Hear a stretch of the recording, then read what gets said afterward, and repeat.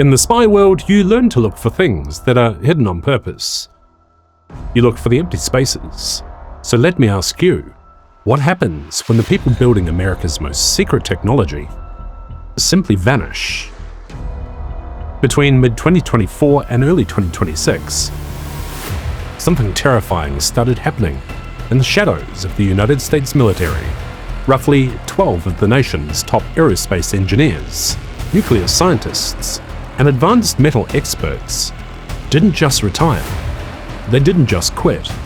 They either disappeared without a trace or were found dead in the most impossible situations.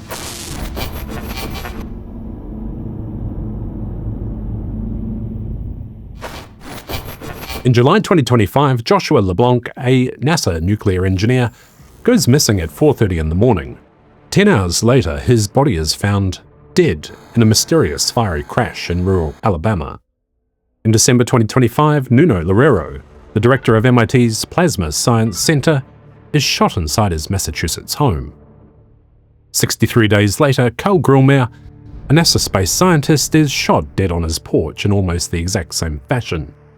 Anthony Chavez, a Los Alamos nuclear weapons researcher, walks out of his home, leaving his wallet, keys, and car behind. Soon after, Melissa Cassius, a worker at the exact same Los Alamos lab, completely wipes her personal and work cell phones and vanishes. Now, skeptics, they're going to tell you that military employs tens of thousands of people. People have accidents. People have mental breakdowns. People get mugged every day. But are these just sad, random accidents? Or is this someone wiping out the brains that keep the US military running? To answer that question, we have to look past the random statistics and look directly into what these people were building. Because when you do that, the idea of coincidence completely falls apart. Let's focus on two highly connected cases. The first is a woman named Monica Jacinto. Monica was a scientist at NASA's JPL Labs, and before that she co-invented a metal called Mandaloy. For decades, the US purchased RD-180 rockets from the Russians. They were using them for military and spy satellites. But when geopolitical relations broke down, the US desperately needed its own engines. Monica's Mandaloy was the exact metal that allowed the American engines to survive the intense heat of a rocket launch, and in doing so, she solved a billion-dollar problem for the military. On June 22, 2025, Monica was hiking on a trail in the Angeles National Forest. According to the timeline, she was walking only 30 feet behind her friend. He turned a corner, looked back to check on her, and she was gone. Within minutes, a search began. Helicopters with FLIR scanned the woods. Search dogs were brought in, but they couldn't find a single scent trail leaving the path. She vanished into thin air. Or did she? Skeptics are going to tell you that people get lost in the woods all the time, and that dogs are just going to lose the scent because, hey, the dirt was dry. But if you know how special ops teams work, and how they actually pull people out of the woods, you know that highly trained search dogs don't just lose a scent. Not unless they hit a chemical wall. When a strike team needs to hide their tracks fast, they use chemicals made to blind a tracking dog's nose. We are talking about sprays that are specifically engineered to overload a dog's scent receptors. The dog hits that invisible wall, gets confused, and the trail goes dead right there. Now, if that's indeed what happened, Monica didn't just wander off. She was extracted. But who has access to military-grade chemicals on a public hiking trail? This is where the web gets tight. Because the exact government department that paid for Monica's Mandaloy was the Air Force Research Lab, and whispers say Monica was on the edge of a new discovery that would put the US 30 years ahead of its adversaries. From 2011 onwards, the boss of that massive Air Force lab was a gentleman by the name of Major General Neil McCasland. Now, McCasland, he wasn't just a soldier. With a PhD from MIT, He spent his life guarding the darkest secrets we have: experimental weapons, space lasers, and cutting-edge spy satellites. On the morning of February 22, 2026, the general walked out of his New Mexico home. He left behind his glasses, smartwatch, and his cell phone. The only thing he took with him was a .38 caliber revolver. A man holding the deepest secrets in America deliberately left behind everything that could track him and stepped off of the map entirely. So we have the creator of a top-secret rock and metal. We have the two-star general who paid for it, both vanishing. If this is a purge of our top minds, the question is, are they being silenced by their own government to protect a massive secret? If you follow anything to do with UFOs and UAPs, you'll know General McCasland's name. A decade ago, emails were leaked showing that rock star Tom DeLonge was having secret meetings about UFOs. DeLonge kept talking about a high-ranking military guy he called the General. It was later proven that the General was indeed McCasland. According to DeLonge, McCasland told him that during the Cold War, the US had found an alien body, and that secret programs within the US were currently studying alien technology. Now, this might sound a little crazy, but McCasland was the bridge. He ran the lab at Wright-Patterson, the exact same base famous for studying crashed UFOs. Now fast forward to today, President Trump is promising to release UAP files. Congress is passing laws to force the truth out, and the heat is on. This brings us to our first major theory. Are private defense companies cleaning house? Because of the Freedom of Information Act, investigative journalists have pointed out a terrifying loophole. Here's how it works. Step 1. The law says that the government has to hand over files if the public ever ask for them. Step 2.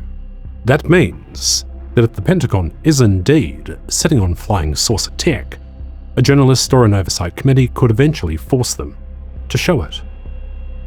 Step 3. So the government doesn't have to lie, it hands over the technology to a private company instead, a company like Lockheed Martin or Raytheon. Once it's in the hands of these companies, it becomes private property, and it's not subject to Freedom of Information Act inquiries, thus making anything they are working on completely invisible to the public. They do this full well knowing that the law can't force them into revealing it. These companies are chasing trillions of dollars. They are hoping to own patents that will control the world for the next 1,000 years. If massive companies are indeed hiding world-changing alien tech from Congress, a general like McCasland, who knows where the secrets are buried, and himself publicly wants the truth out, is a massive threat. Private defense companies are notoriously ruthless about money. If the truth is ever to come out, then maybe the private gatekeepers decided to give a brutal order to silence those they deem to be whistleblowers at all costs. It makes sense. But what if the killer isn't from inside the house? What if a foreign enemy is fighting a shadow war on American soil? For decades, Chinese spies have hacked US computers to steal blueprints. But there is a fatal flaw in the hacking. Stealing a blueprint alone only shows you what to build. It does not teach you how to build it. And if you want an edge on your enemy, you don't just copy the file, you remove the human in charge of it. In the spy world, there is a brutal tactic called intellectual decapitation. You cut off the head. Between 2010 and 2020, Israel's Mossad systematically killed multiple high-level Iranian nuclear engineers. Security analysts agree that Mossad's goal wasn't to steal the data. It was to cause a massive delay, and they did. By killing the smartest guys in the room, they forced Iran to spend years and billions of dollars relearning how to build tech they had already perfected. It pushed their timeline back decades. Now apply that tactic to the United States and its two main rivals, China and Russia. The US and China are locked in a desperate race for survival. Neither side can afford to lose the fight for space and advanced AI. If a foreign enemy realized that stealing the blueprints wasn't enough to catch up, the playbook says you have to pivot to dirty fighting. You don't just steal the tech, you strategically kill the person building it to force the American military to stall out. But if a foreign hit squad is operating on US soil, where are the international assassins? If a foreign spy agency is hunting these scientists, where would they strike? From the movies, you'd assume they'd hit in transit, right? But almost every single scientist in this group was taken out inside their home. But sometimes, their home isn't suitable for a hit. If an assassin feels that there is too much activity or risk in breaking into a locked house, then they pivot to plan B. But how do you pull a target outside of their home without a struggle? The answer is, you don't. You make them walk out on their own. And this is what spies call departure anomaly. Look at how they left. Joshua LeBlanc leaves his apartment at 4:32 in the morning. He leaves behind his phone, his wallet, his dog. Anthony Chavez walks out of his home. He leaves on foot, leaving his wallet, keys, and his car in the driveway. Jason Thomas walks out into the dark, leaving his phone, his wallet, sitting neatly on the bathroom counter. Melissa Cassius. Now, Melissa doesn't just leave her phone and ID behind.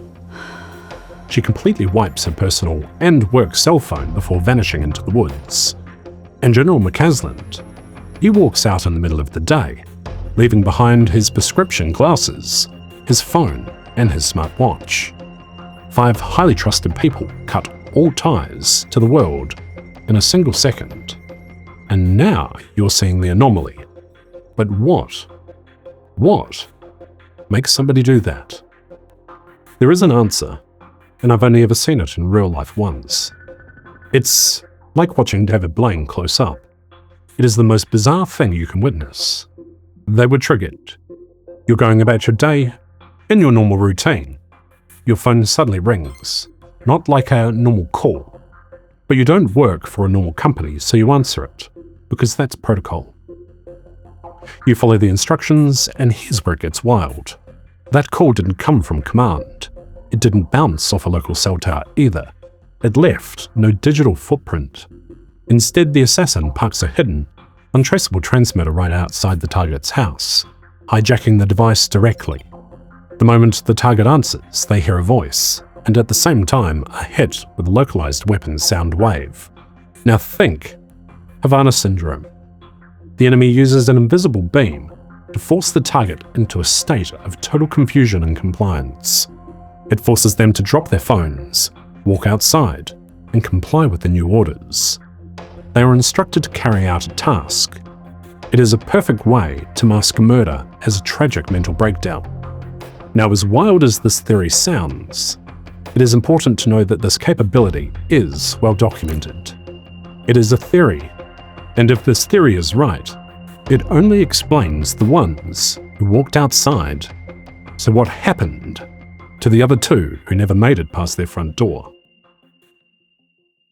Lorero from MIT and Grillmere from NASA never wandered anywhere.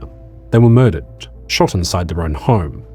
The opposite side of the country, but exactly 63 days apart. How do these murders connect? It's through the exact same behavior. The enemy used what's called a smokescreen protocol. Why send a professional hitman when you can use a crazy neighbor? In Lorero's case, it was an unstable former classmate. In Grillmere's case, it was a troubled local man who had already tested the fences around Grillmere's house only months earlier. And the trigger? Both killers committed a loud and almost identical crime right before going after the scientists. The first shoots up a university, the other carjacks his own mother. This guarantees that the news will focus on the crazy rampage. The enemy gets its targets taken out, and the American police just blame it on mental health crises. But how do we know this isn't just a coincidence? That's because of the math. The enemy didn't strike randomly. They operated on a strict clock. Phase 2 kicked off in the summer of 2025, Between Anthony Chavez and Joshua LeBlanc, 4 targets were taken out in exactly a 75-day window. Phase 3 kicked off in the winter. Between Jason Thomas and General McCasland, 4 more targets were taken out in exactly a 75-day window. And if the math is deliberate, the message underneath it is simple. You don't need a team of Navy SEALs to send a warning. Quit the project, or you're next. But what project? How do these completely separate scientists actually link together? When you map out their skills, it's not random.